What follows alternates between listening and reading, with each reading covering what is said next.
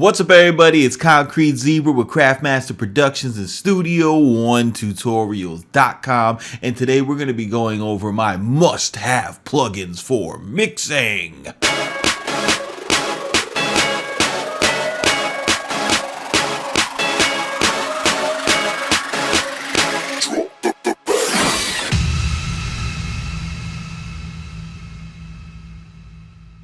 What's up, everybody? It's Concrete Zebra with Craftmaster Productions, Studio One Tutorials.com, and today we're going to be going over some of my must-have plugins for mixing. This is something that gets requested a bunch, and I was working on a mix.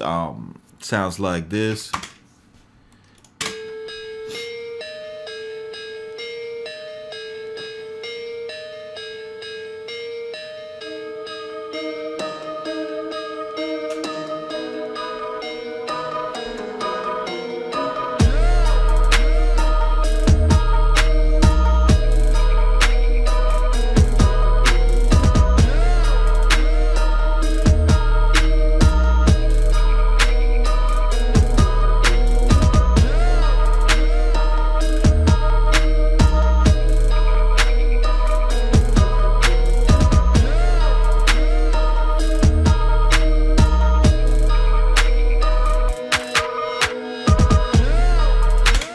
All right, so there's not that many sounds going on, but that's pretty much typical of the music that I've been doing, especially a lot lately. It's not this big crazy VST orchestra trying to get a big sound out. I like to try to derive the space and the overall just size and I don't know, for lack of a better term, mass of the audio, from just balancing things correctly.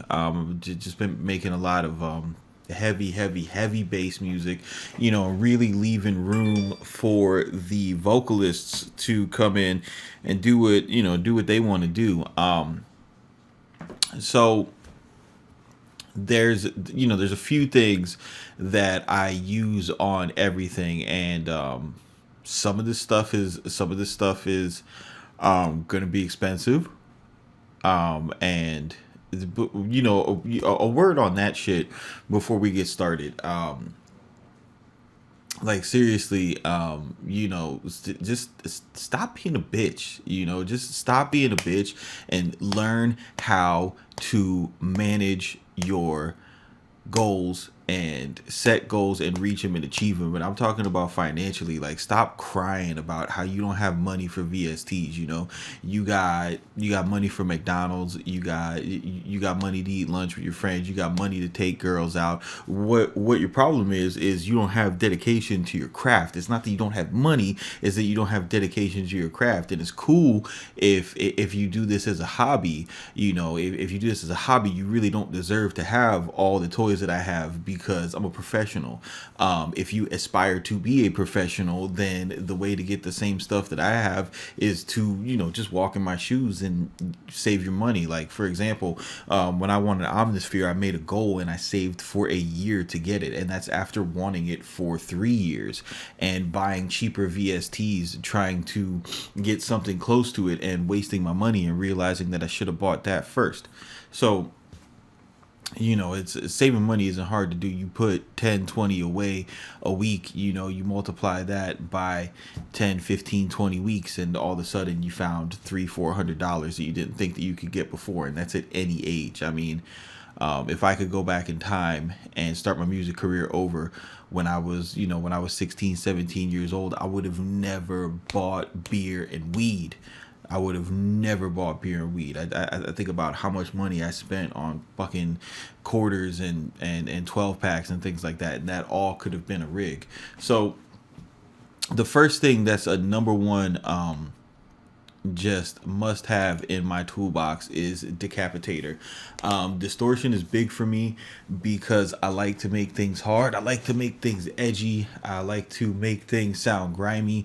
And it's just a way to, like, a lot of VSTs, like especially Nexus, they sound really cheap and cheesy to me. So in order to make it, a little bit more edgy, I'll hit it with Decapitator.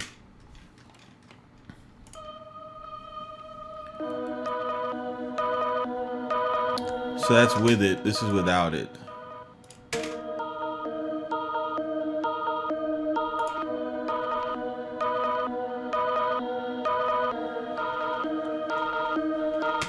So you hear instantly it puts grit on top of things. This thing, you can use it for anything. You could use it on pianos to make them sound, old and worn. I use this to get a sampled feel on VSTs. I use it to bring out, to add kind of upper harmonics to samples after I've filtered, some of the garbage or hi-hats out of them. I'll go ahead and put Decapitator on top of it to kind of add harmonics back into that and give it some room to stand out in the mix. It's a tool that gets used on a wide spectrum of everything, and that's something that you want to take into account when you're purchasing your VSTs. Is you're mixing VSTs. That's to say, is this something? Because the Decapitator is expensive. It's like $250. $300 or something like that. So you want to make sure, like, all right, if I'm gonna spend this on a plugin, is this going to have a significant influence over my tones? And Decapitator is something that absolutely is 100% worth the money. The next thing that I use a lot, and this thing has just been revolutionary in my mixing this past year, and this is the Slate virtual mix rack. Now this is cool because it works on a subscription basis. So say you wanted to have a really amazing plugin suite, something that is world renowned for analog emulations. You could go ahead and have this for it's either $24 a month if you do it month to month. If you pay up front for a year for a subscription, it's $15 a month. So if you think about it, like if you're starting to, this is a pro tool. This right here is a hobby tool.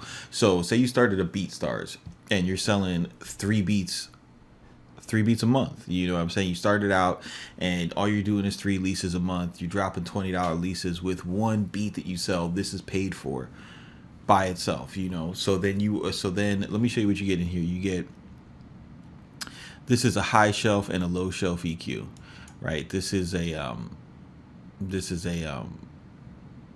A 1, 2, 3, 4, 5 band 2 filter EQ. This is another high shelf. This is an 1176. These are 311 it's off to my tongue, but that UA compressor that everybody redoes. You have 2 different preamp emulations, a Nev, and this is another British one. You have a Transient Master, have another Nev EQ. You have an SSL EQ. You have this guy, the Revival, which is another. It's weird to explain. This is free, actually. You can go to the site. This plugin and this plugin, the Monster. The Monster is a great compressor just for squash and stuff, parallel compression and things like that. So, like if you don't go and download these 2 free plugins, you are playing with yourself right now. The trimmer is just a trim knob. That's this guy right here. VCC channel and the VCC mix bus. These 2 plugins is what put Slate on the map. They are console emulators, so you can get an analog type of signal going through your music, and they do that by crazy math that I don't understand to achieve a sound that I also, to be honest with you, I don't really understand. I'm not the biggest like, oh, this is the greatest analog emulation, but to give you an idea of why this is so epic, this is what the console shapers in Studio One are trying to emulate, is these 2 plugins right here. And that's a big deal because you've got Studio One, who's pretty much like put off all advancement on MIDI based stuff and really went, balls deep with the mix engine tweaks to get those Pro Tools customers to jump over, and it's all based off of this. So again, for 15 to 24 bucks a month to have this range of compressors and EQs, and the reason why these are important is EQs have different sounds. They have different flavors. They have different behaviors, and some of them work well with some things. So again, this is a how much can I use this on everything type of deal. And with the Pro EQ, I use it on every track, but I use it mostly to cut, filter automations, things like that. I don't necessarily like boosting with this, not because it's a bad EQ or because it doesn't sound good when it boosts, but when you turn up frequencies, if you ever spend any time with a professional mixer, you'll notice that they have certain preferences for different types of hardware EQs to boost certain frequencies, because the circuitry behaves in a different way based upon that frequency band. And that is what the people at Slate have, and Waves and places like that have go through painstaking efforts to replicate. So knowing that people do that, there is no reason, once you start to generate revenue from your music, to go ahead and use this stuff, because your competition is.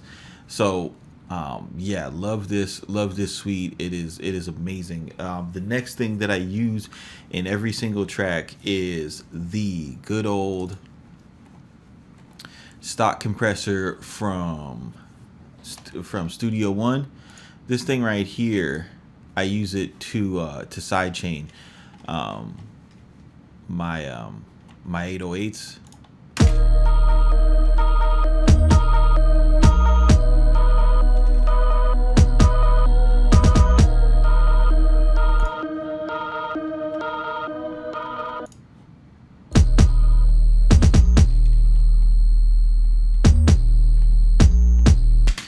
It reacts really well for what I want it to do. It works. It ducks the kick out. It's really easy to dial in. There's no lag in the parameters.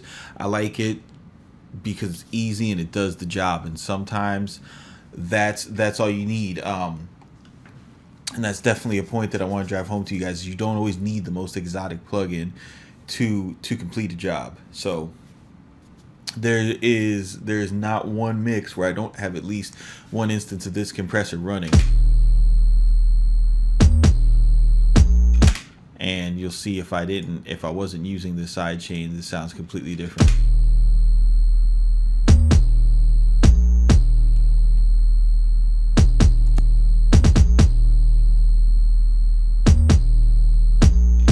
See, it makes a huge difference in that kick.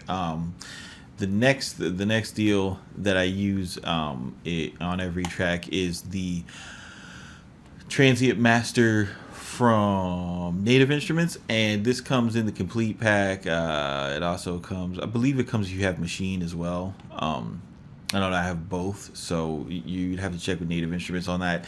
And this is I use because when I'm sidechaining 808s, I like to do a little work to the kick, bring the attack up on the kick a little bit more to make it poke out, because when I'm sidechaining these 808s, what I'm trying to do is I want that kick to hit, and then instantly I want the 808 bass to be as big as the kick. I don't want to have this loud kick in a softer 808. I used to mix like that in the past, but now I'm leaning towards this style, which is again why I'm making this video for you guys. So the way that I get that across is I have this Transient Master to really push up that initial hit of the kick, And this is also because I've gotten more into sidechaining recently. I'm using kicks that aren't just they're all short release kicks, but they don't just have the top end rolled off. Like there's a lot of information in it. Like if you listen to this kick here,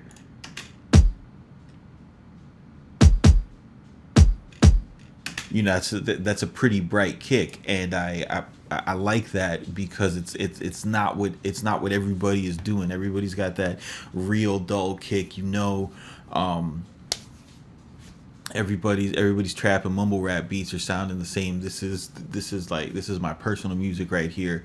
Trying to stay ahead of a wave. So I use that, and then in order to enhance this VEQ from waves, this EQ, I love it because it's really simple in that you don't have a lot of choices, right? So when you take away choices from your tools, you're able to work faster, and you're able to focus on what it is you're trying to do instead of trying to get it exactly perfect. So I know, for example, when I'm working this capacity with my kick, I want to raise the sub frequencies of the kick because like I said, I'm trying to make this kick hit and then the 808 just as big as far as amplitude with that kick. So I want to make sure that the kick has enough sub frequency on its own to mesh well with the 808, which is pretty much all subs, right? So I'll go ahead and I'll do a boost in the sub frequency, which is 35. I don't need to dial it into the frequency that is the root note of the track. It's just a beat mix, you know what I mean? And like if this was a pro mix I was charging for, I would definitely go that extra mile. But just for a beat mix that's going up on my beat side or something like that, just find the sub range, boom, hit 35, boost it up. And then a lot of you guys might not know, if you're working with kicks that aren't rolled off above in the higher frequencies, and they've got like hi-hat samples overlaid on them or something like that. If they have high frequencies, a really good way to get them to be more pronounced in the mix is to put a high shelf on them, which is what I do here. I noticed that listening to a lot of Drake's kicks, and I think that's because those guys over there, they mix for the earbuds, and they're pretty revolutionary with that type of thinking. But if you go ahead and you find something that you could boost the high frequencies, and I just like the way that this EQ sounds when you boost it. Like this EQ works for that. I like the little analog noise that it adds to the kick. Again, just making stuff dirty, adding subtle tones and textures to add character to the sounds. So definitely something that I could not work without at this current point in time. The next things that I have that you guys are going to want to see is Echo Boy. This is hands down my favorite delay, and this is a lot of people's favorite delay. A lot of people. And the thing about it is you can do everything that you could do with beat delay here, except it gives you options as far as the groovier delay. You can push the delay ahead a little bit. You can add swing to the delay. You can use a dual ping pong, single echo, rhythm echo. You can change the time signature based on nodes, dots, triplets on each side of the ping pong. I love a ping pong delay. It's in every one of my tracks. Most people like ping pong delays if you started out working with Nexus. Like that's the Nexus sound. Is an eighth note ping pong delay and a really big reverb. So that's why I always have an eighth note ping pong delay in my production and mixing templates, because that's just the sound that everybody's used to hearing. in trap music and hip hop music for like the past decade. Right here, you can hit the style edit, and you can get really in depth with the actual EQing of the delay, warping it, the different the different saturations. Just a lot of parameters. You can make this delay sound exactly like what you want it to sound like. And typically what I go for is, again, just something a little bit more distorted, just something really grimy. And this thing is just a beast as far as doing exactly what you want to do. And then I also keep a simple beat delay, for a half note delay, just because sometimes you don't need all that. I like to have my control, and then sometimes I just like to have a quick half note delay, with a short feedback, nothing too crazy. For reverbs, I haven't really got into, if I'm going to be 100% honest with you guys, I haven't got into buying crazy exotic reverbs, because this RC48 and the RC24,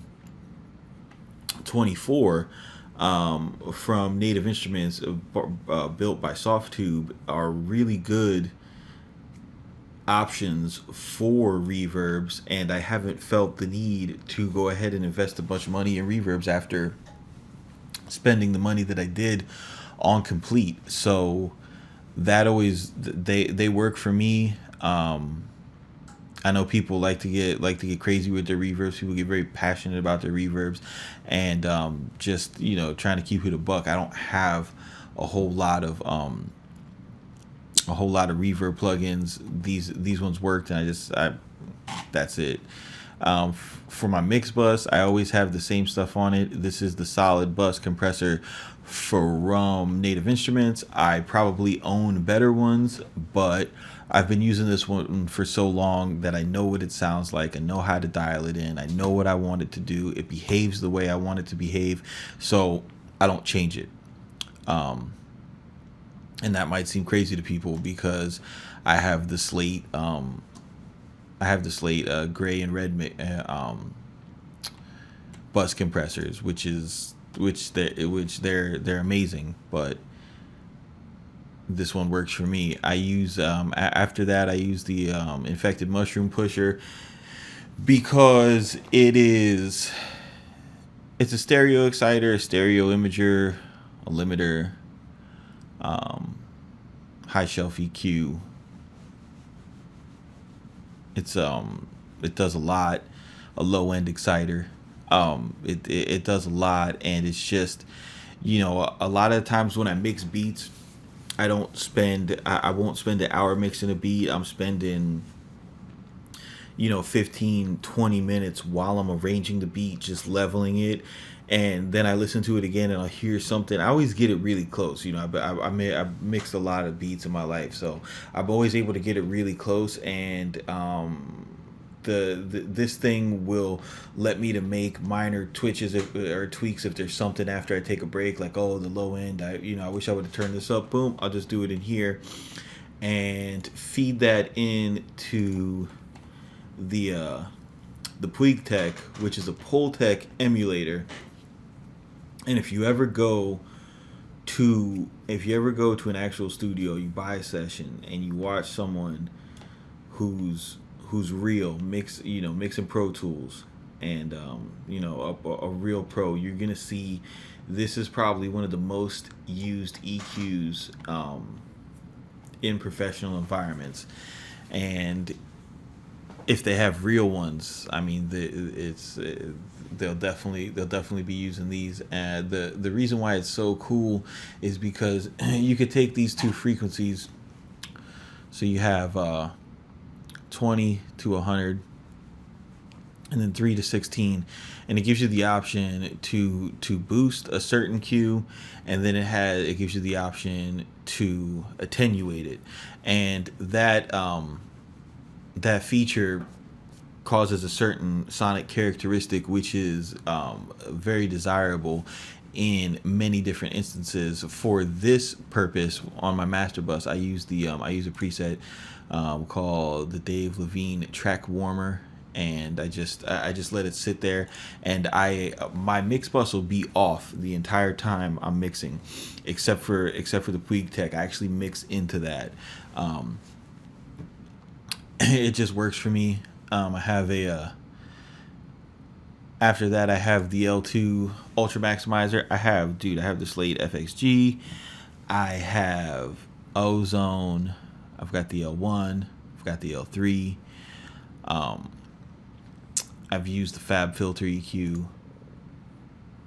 They all have really nice features. I like the Fab Filter EQ for the intersample peaks. You can really get a picture of what's going on there. I like the Ozone for the encoding preview. You can see how it's going to sound in MP3. All that is really good. But I was at my buddy's studio, and we were talking nerd shit, and I was just talking about this limiter, and he's just he's talking about his new stuff. He's all about the new stuff, and we did a shootout. And this, the L2 is for what we do as far as like bass heavy music, and just cranking it and squashing it, and wanting it to sound like really loud and in your face, and loud. That's what this thing does, and it does it so good. And it's there's other stuff that's that's more dynamic, and lets you maintain transients, and gives you all these different controls. But I mean, just for making something loud for the purpose of it being loud as fuck for the internet, the L2 works. And the thing is it's not just a something that you put on your mix bus. You can man, dude, L2 is a verb in real studios, right? So, bro, we put L2 on synths, put L2 on vocal buses. Yeah, vocal buses. L2 on vocal buses. Yo, try an L2 at the end of your vocal bus. Real shit. It's just it's a really great tool, and it's kind of like an ideological thing. A more experienced pro engineer, someone like 20-25 years in the game, will be like, oh, you guys are so lazy the way that you use the L2. If you just did proper gain staging and this and that, you wouldn't have to limit everything. But because it's been such an integral part of just making things easier and faster, as far as mixing something, putting the L2 on it to bring the volume up, and then having that certain character, it's really kind of defined like how modern music sounds. Like if there's no way to explain it, but just to use it. Like, I wish I had a vocal arrangement here so I could show you like what this does to vocals. You don't, and if you're going to use it on vocals, or you can use it, for example, on your band bus. You want to, the way that you use it is you pull it down until it like once it starts hitting below 0, then you pull it back up. You just want it to bring the volume up. You don't want it to really squash stuff, and unless it's synths or stuff like that. Like if you're doing trap and you have a synth that has a lot of transients, and you really want it to punch through the mix, man, squash it with an L2. Watch. You all of a sudden you'll be like, yo, so that's how they got it to sound like that. L2 boy.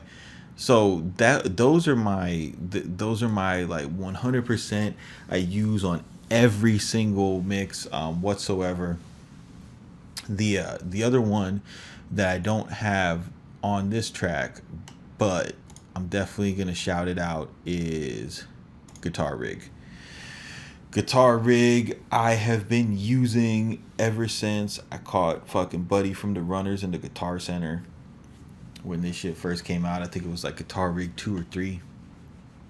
And back then I had just started like really like trying to produce, and I'm hearing him talk with one of my boys who's a salesman, and they're talking about guitar rig, and they're like, oh, that's the secret weapon right now. And I was like, ooh, that's the secret weapon. That's gonna make me famous. I'm gonna sell so many beats.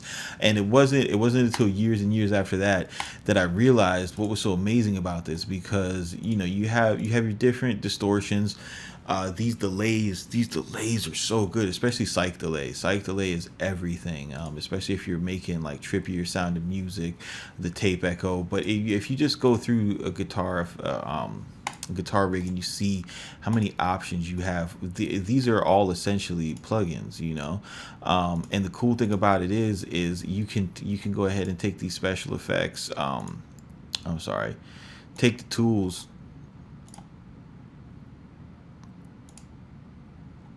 And you can modulate everything in here. Everything is modulatable. Everything can be automated. The automation is listed really easy in Studio One. So if it's like you have this guy right here, and you go ahead and you turn to automation, add remove parameters. Now you can go ahead and turn your cycle delay on and off, your sync, your wet. It's really easy to go ahead and draw these parameters in. Like for example, like I like to use this where I'll take and I'll automate this parameter right here, the pitch. So if I have a vocal and it's at the end, or if it's at the end of a breakdown and someone's like, hey, and then I could pitch this and it'll be like, hey, like just really creative stuff like that. That it just makes it really easy to have your own sound and put your own flavor onto something. Guitar rig there's just so much there, and it is such a deal. And not to mention they also have a fucking free version of it, which has now it has almost everything that came in the original Guitar Rig 3, which was at the time one of the biggest hit makers in the game. Their quote unquote secret weapon. And the thing that you should keep in mind when you're thinking about plugins is like the L2 or something like that, even if there's new stuff, is like, bro, people sold millions of records using this thing. There's no reason why it's not good enough to still make the beats on your SoundCloud sound amazing. Like, people made hits with it. It's the same thing like with the piano. Nobody had to build a brand new piano so that John Legend could make Ordinary People. It's the same old instrument that Johnny Cash and then we're stunting on. And then another one that I'm gonna give you guys an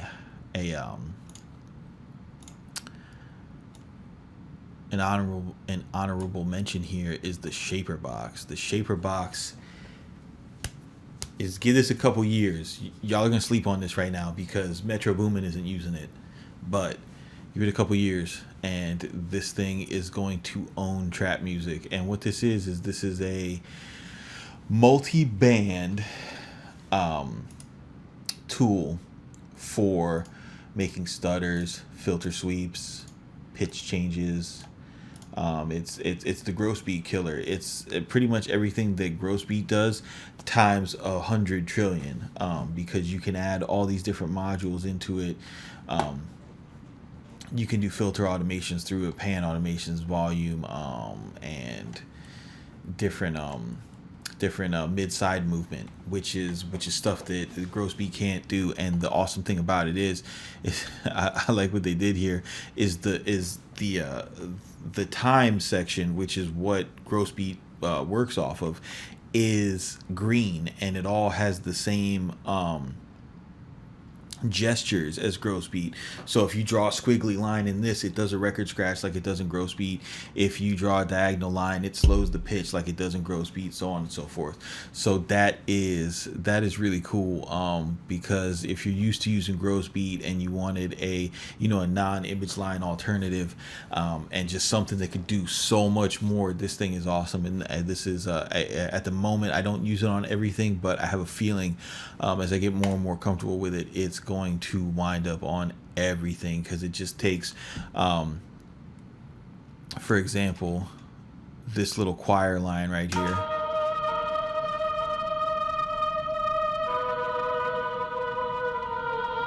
Like, whatever, that's that's garbage. There's nothing cool happening there. Then I put this on.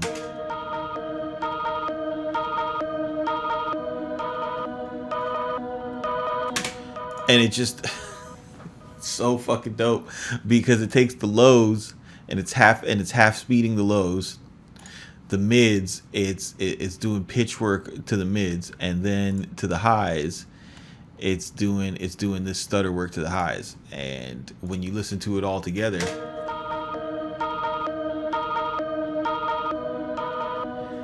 it makes it sound like there's three different singers in there because of the way that it's cutting up those frequencies. Amazing. So those are my current must use plugins on every mix. This is Concrete Zebra with Craftmaster Productions, Studio1Tutorials.com. Keep it simple, don't be basic, and we will see you on the next one.